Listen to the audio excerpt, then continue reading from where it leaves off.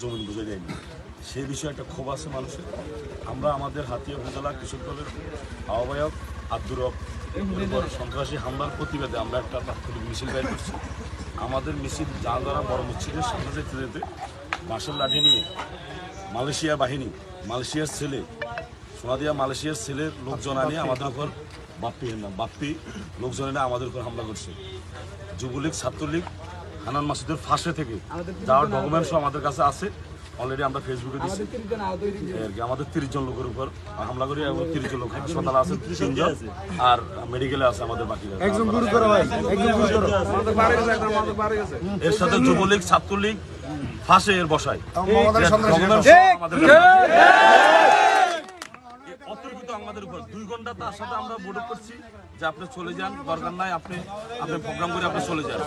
হ্যাঁ, শুনে না শুনে আবার সোনাদিয়া বুড়িচরের লোকজন এনে, মালয়েশিয়ার লোকজন এনে আমাদের উপর অতর্কিত হামলা করছে, অস্ত্র সহ। সেটা সবাই দেখছে।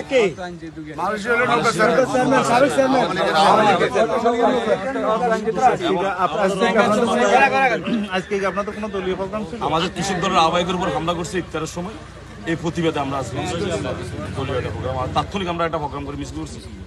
এইটার উপরে আমাদের উপর ওখানে যারা হামলা করছে তারা কারা? তারা হলো আওয়ামী লীগের এবং হান্নানের ফাঁসে ছিল এরা। হান্নান মাসুদের ফাঁসে এরা ছিল এবং ছবি সহ ডকুমেন্টস আমাদের কাছে আছে যারা হামলা করছে। এটা ইতিমধ্যে আমরা ফেসবুকে, মিডিয়াতে আমরা দিয়েছি। তদন্ত করে দেখেন, আমাদের মেলার মানুষ অ্যাক্সিডেন্ট হাসপাতালে আছে। আপনাদের কজন আহত?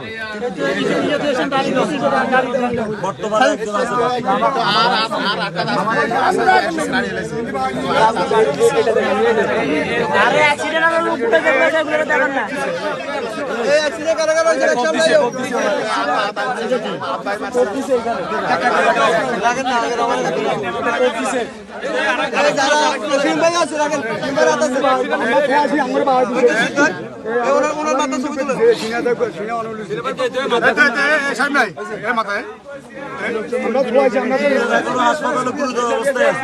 তার সাথে আওয়ামী লীগের সন্ত্রাসী সভা।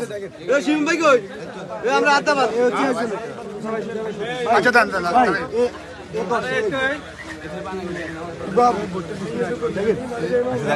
এখন আপনাদের পরবর্তী কার্যক্রম কি?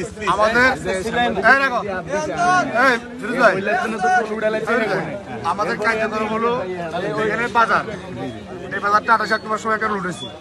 এখন সে বিভিন্ন জায়গা থেকে বাইরে নিয়ে আয় না, বহিরাগত লোক আয় না, এবং সে এখানে অবস্থান নিচ্ছে।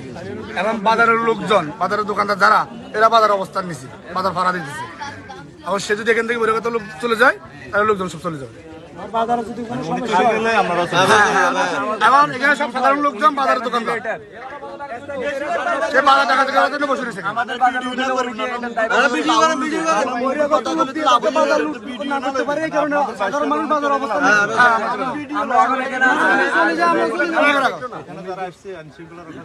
এদেরকে বলা হয়েছে উনি থেকে 10 মিনিট, 5 মিনিট, 20 মিনিট, 3 ঘন্টা হয়ে গেছে। লাস্টে বলছে কি আমি যাবো না।